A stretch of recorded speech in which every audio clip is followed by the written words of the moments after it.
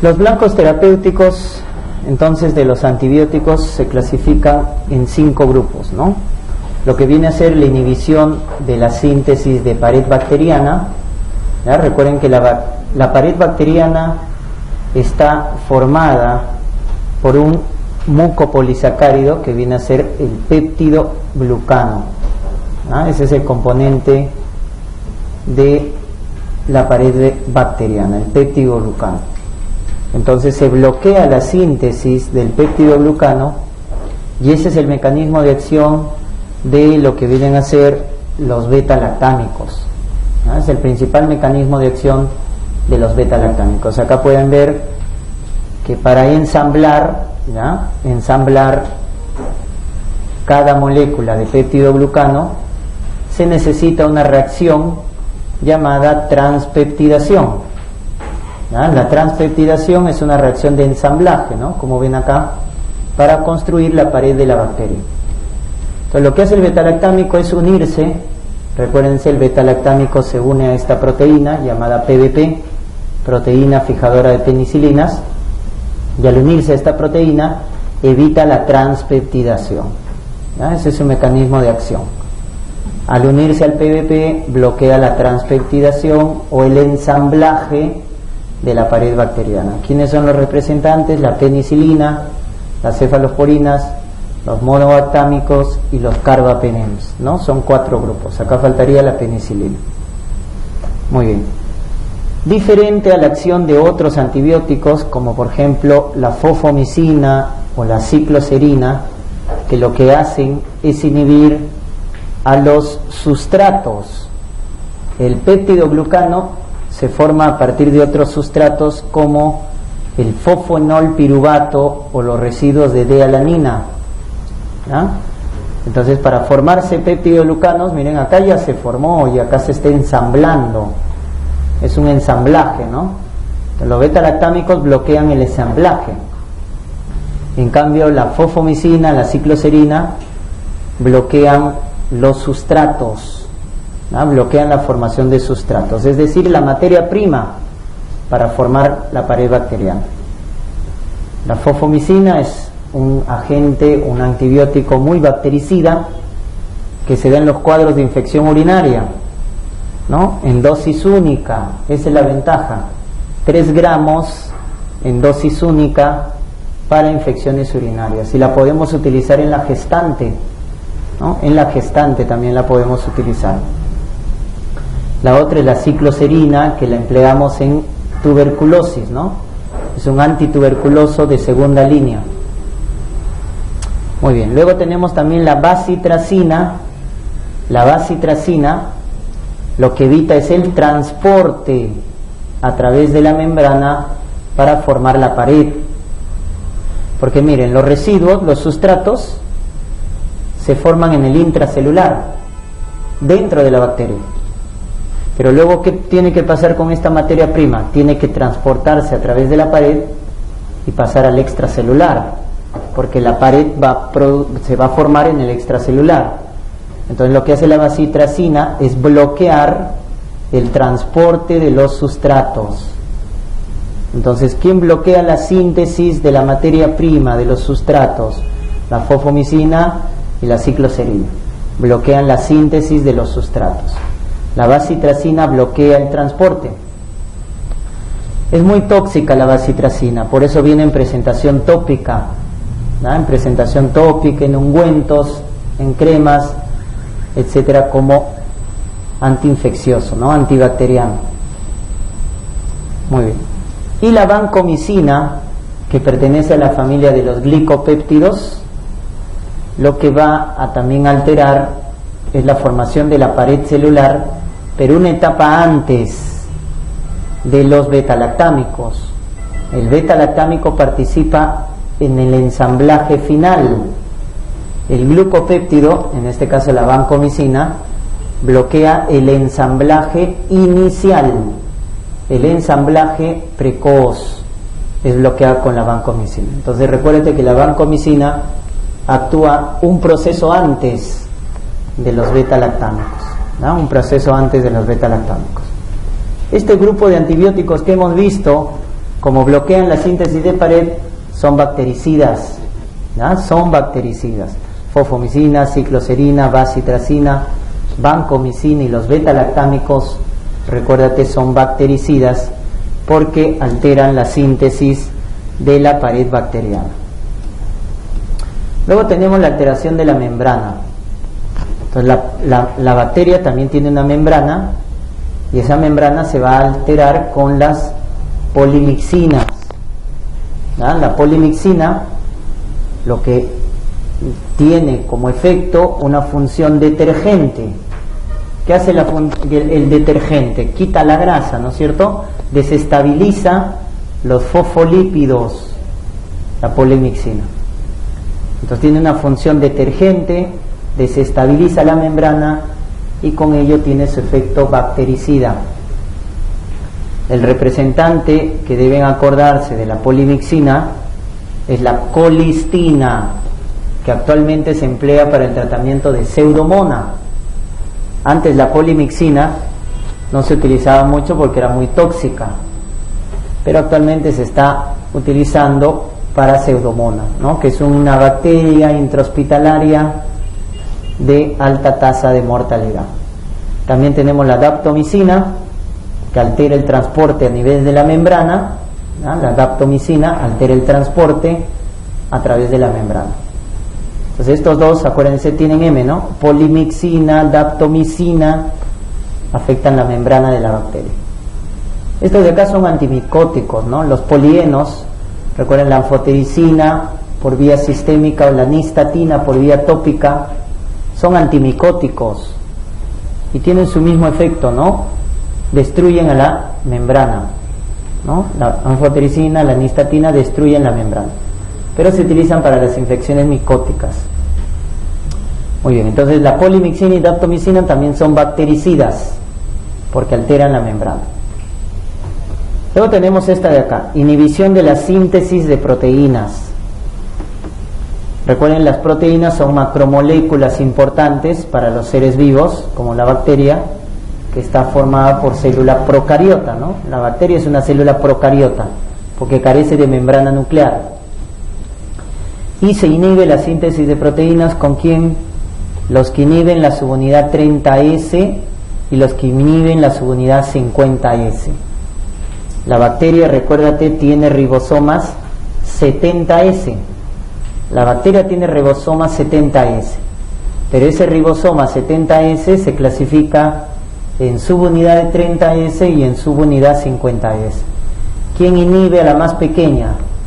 El aminoglucósido y la tetraciclina inhiben a la 30S. Y acá hay una gran diferencia que siempre tienes que acordar. El aminoglucósido es bactericida, la tetraciclina es bacteriostático, ¿no? El aminoglucósido es bactericida, la tetraciclina es bacteriostático.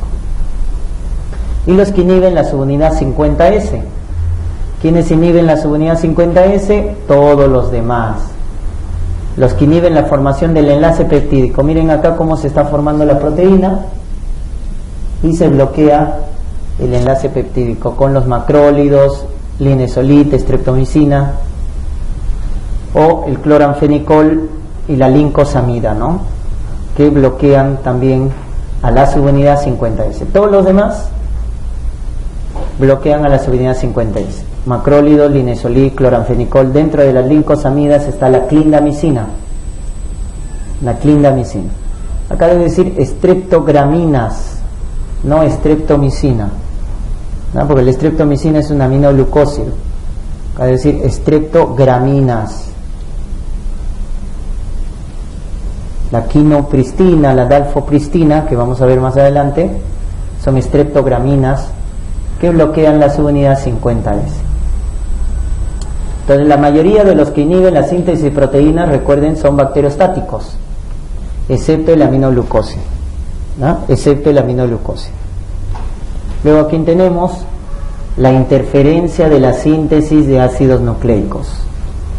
¿Quién rompe las cadenas de ADN? Produce ruptura de las cadenas de ADN. Metronidazol. Metronidazol rompe las cadenas de ADN. ¿Quién inhibe la ADN girasa, o también llamada topoisomerasa?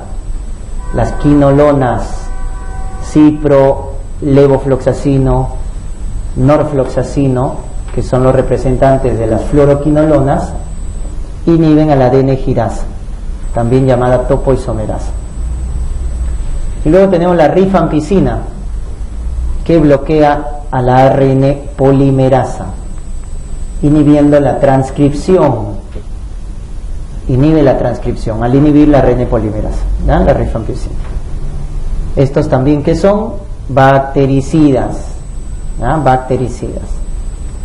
Y luego tenemos la interferencia de la formación de bases nitrogenadas, es decir, de ácidos nucleicos, como vienen a ser las sulfas y el trimetropin.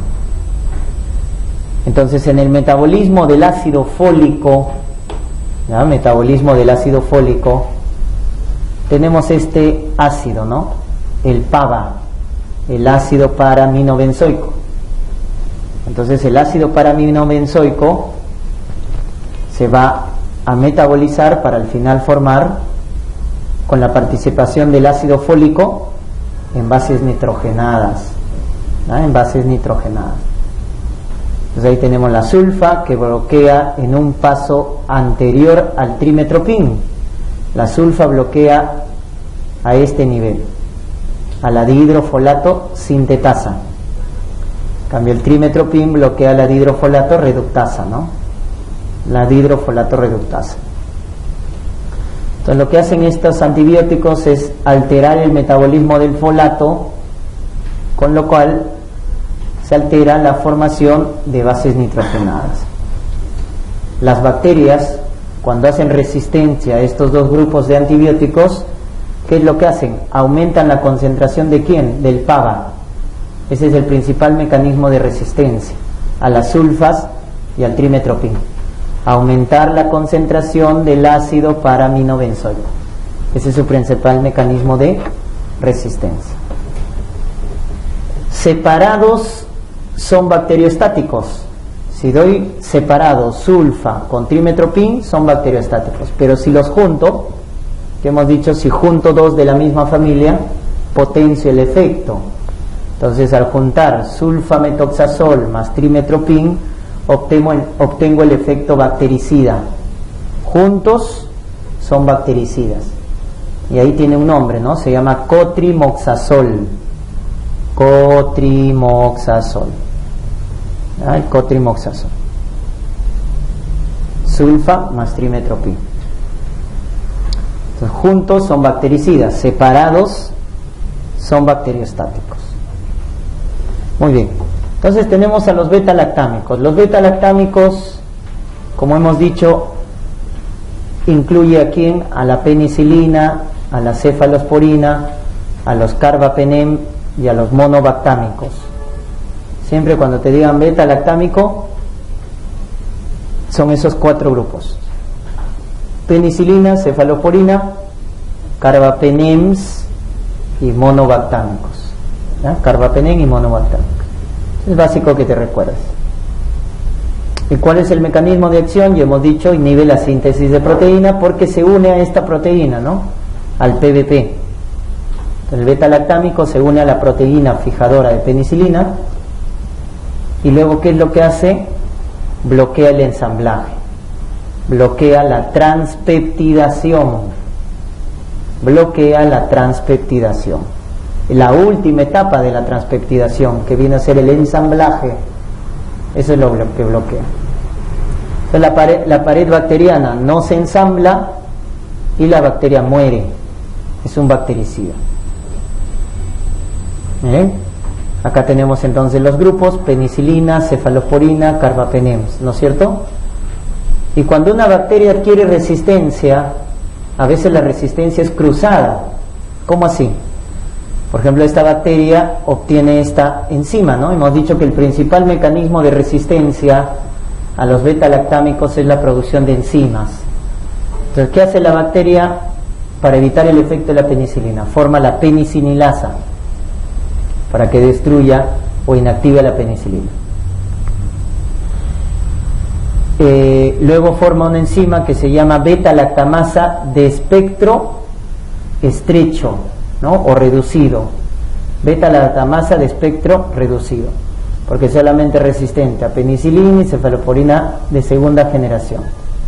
Pero luego tenemos estas bacterias, las BLE positivas, que es beta-lactamasa de espectro extendido. Beta-lactamasa de espectro extendido. Cuando una bacteria produce o es BLE positiva, ya es resistente a penicilina y a toda la cefalosporina. Por eso, ¿cuál es el antibiótico de elección en una bacteria BLE positiva? Los carbapenems. Los carbapenems son la de elección en las bacterias BLE positivas, ¿no? Entonces acá, esto es para que recuerden el mecanismo de resistencia. El más importante es la producción de enzimas que inactivan al antibiótico. ¿Y cuál es el grupo de beta-lactámico que no tiene reacción cruzada? Es decir, si un paciente es resistente a penicilina y cefalosporina, no es resistente a este grupo. Los monobactámicos, el Astrionam. El Astrionam no tiene reacción cruzada. Si un paciente es resistente a penicilina, cefalosporina o carbapenem, no necesariamente es resistente al Astrionam. No tiene reacción cruzada. ¿Cómo se clasifican las penicilinas? Ahí está, espectro reducido y amplio espectro. Espectro reducido, ¿no? Sensible a las penicilinas, que son las más básicas. Acá está la penicilina. O la resistente a las penicilinasas, ¿correcto? Acá está, por ejemplo, la ampicilina. La ampicilina. La dicloxacilina, resistente a la penicilina. Son de espectro reducido, ¿no? Por ejemplo, penicilina es propio para bacterias gram positivas, para espiroquetas, acuérdate de sífilis, neumococo, es decir, estreptococo, neumoniae, estreptococo piógenes, causante de faringitis, Streptococcus pneumoniae, causante de neumonía, espiroqueta como Treponema pallidum, que causa sífilis. El tratamiento inicial es con penicilina. La desventaja de la penicilina es que no cubre estafilococo, porque estafilococo produce la penicilasa. Por eso para infecciones por estafilococo no damos penicilina. Entonces ahí aparece ¿quién? La dicloxacilina, que es resistente a la penicilasa. La dicloxa se da para estafilococo, cuando hay infecciones de piel, ¿no? Por estafilo, mastitis, hidradenitis, damos dicloxacilina. Entonces cubre a gram positivos. Pero las de amplio espectro es porque cubren a gram positivos y gram negativos. Y ahí tenemos el de por vía oral amoxicilina, que es una aminopenicilina, o por vía parenteral la ampicilina, ¿no? La ampicilina por vía parenteral, o la amoxi por vía oral. Estos ya son de espectro de amplio espectro. La amoxi y la ampi te cubren gram positivo y gram negativo. Por eso la amoxi es un antibiótico, ojo, de amplio espectro. Lo utilizamos para faringitis, para otitis, para sinusitis, para infecciones urinarias. Cuando le doy para infecciones respiratorias es porque cubre gram positivos. Cuando le doy para infección urinaria, como por ejemplo en la gestante, podemos dar amoxi para infección urinaria porque cubre a gram negativos. El problema de la amoxi y de la ampi que no cubre anaerobios. No cubre anaerobios. Es por eso que para aumentar el espectro y cubrir anaerobios, ¿qué le tengo que agregar? Su inhibidor de beta-lactamasa. Cuando le agrego su inhibidor de beta-lactamasa, ahí sí cubre anaerobios. ¿Cuál es el inhibidor de beta-lactamasa de la amoxicilina? Ácido clavulánico. Si doy amoxi solo, cubre gram positivos, gram negativos. Le agrego clavulanato, ya le estoy aumentando anaerobios. Por eso usar amoxiclavulanato es un antibiótico que cubre todo, gram positivo, gram negativo, anaerobios, ¿no? Pero no hay que usarlo indiscriminadamente, solo en casos de resistencia, cuando un antibiótico, siempre primero es de menos a más, no es porque me quiero curar rápido, porque el paciente tiene que curarse rápido, hay que darle una bomba, ¿no? Y que cubra todo. No, hay que ir de menos a más. Tiene una otitis, amoxicilina, no responde, sigue con fiebre a las 48 horas. Siempre el antibiótico se valora a las 48 horas. No responde, le agrego ahí sí, amoxiclavulanato, cuando ya hay resistencia, cuando no vemos respuesta. El inhibidor de beta-lactamasa de la ampicilina es sulbactam, ¿no? Entonces, clavulanato es para amoxicilina, clavulanato, y sulbactam es para ampicilina, sulbactam. Con eso amplío el espectro anaerobios. Y también la penicilina puede cubrir a Pseudomonas. De ahí que te pregunten, ¿qué penicilina cubre a su Pseudomonas? Pipetazo. ¿Quién es pipetazo?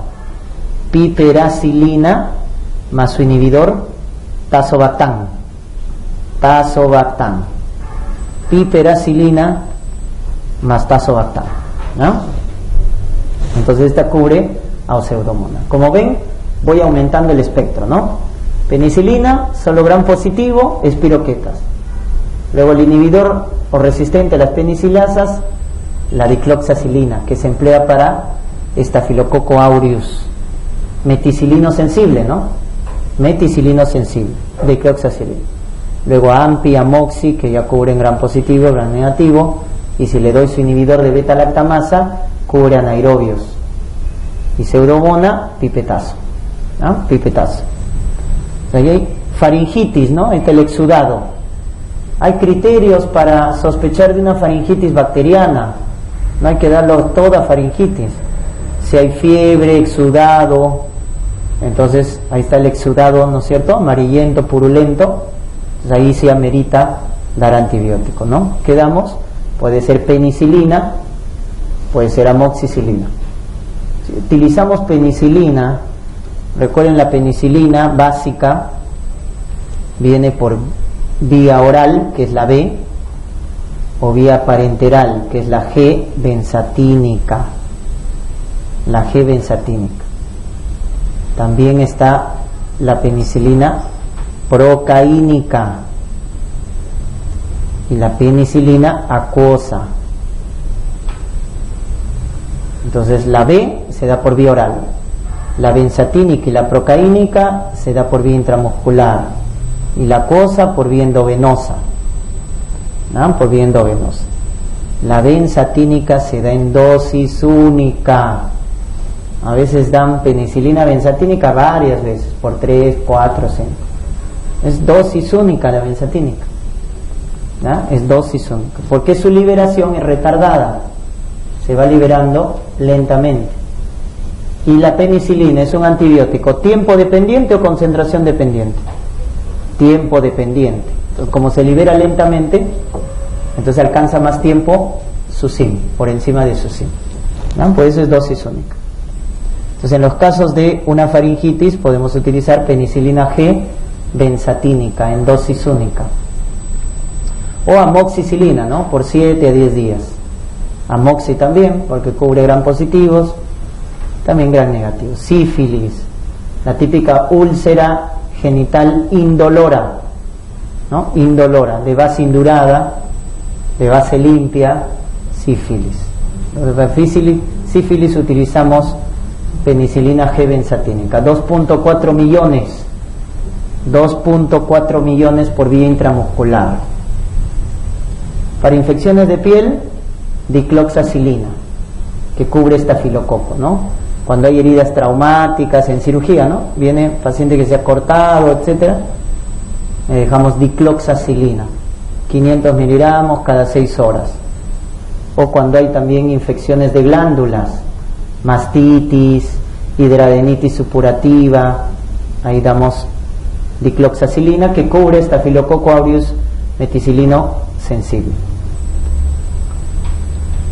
¿Qué reacciones adversas tenemos? La más importante, miren, es la reacción de hipersensibilidad, o sea, rash, erupción, urticaria, o la más grave, que es anafilaxia, ¿no? Entonces, la penicilina, así como ha curado, también ha matado. Si el paciente es alérgico y le damos penicilina, hace anafilaxia, compromiso respiratorio hemodinámico y se muere, ¿no? Ahí hay que colocarle epinefrina, ¿no? Cuando hace anafilaxia. O el síndrome de Steven-Johnson, que es una descamación, una exfoliación de la piel, ¿no? Por ahí reacciones más raras, convulsiones, nefritis, etcétera, ¿no? Muy bien. En las cefalosporinas lo que deben recordar es las generaciones. Tenemos 5 generaciones ya de cefalosporinas. La primera generación cubre muy bien a gram positivos: cefalotina, cefazolina, ¿no? Cefalexina, muy utilizado, cefalexina, cefazolina, para profilaxis o tratamiento. O cuando una paciente se va a someter a cesárea, la cesárea genera infección, pero ¿cómo evitamos? Dando cefazolina, 2 gramos endovenoso. O para infecciones también respiratorias altas, cefalexina, ¿no? Ya está. Las de segunda generación cubre a gram positivos, pero también ya cubre a gram negativos. Pues ya aumenta su espectro, ¿no?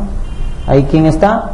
Está cefuroxima, cefoperazona, y esta de acá tienes que acordarte: cefoxitina y cefotetán.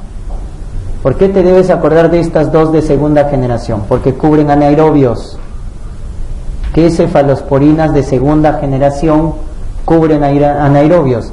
Cefoxitina y cefotetán cubren anaerobios. Cefoxitina y cefotetán. Luego las de tercera generación ya pierden su origen, porque cubren más a gram negativos que a gram positivos. Y ahí está la ceftriaxona, muy empleada, ¿no? La ceftriaxona, para neumonía, para meningitis, para artritis séptica, utilizamos ceftriaxona. Para celulitis, es uso indiscriminado a veces, muchas veces, de la ceftriaxona, ¿no? Pues es un buen antibiótico, cubre gram negativos, gram positivos. Su homóloga es la el cefotaxime, ¿no?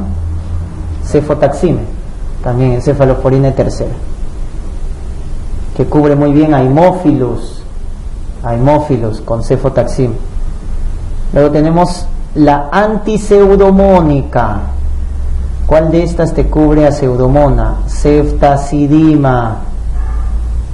¿Ya? Esa es la importancia de la ceftazidima, que te cubre bien a pseudomona, ceftazidima.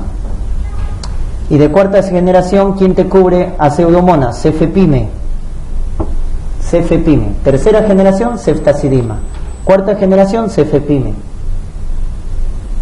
Y las de quinta generación vuelven a su origen. ¿A quién cubre las de quinta generación? A gram positivos, resistentes. Neumococo resistente a penicilina. Estafilococo meticilino resistente.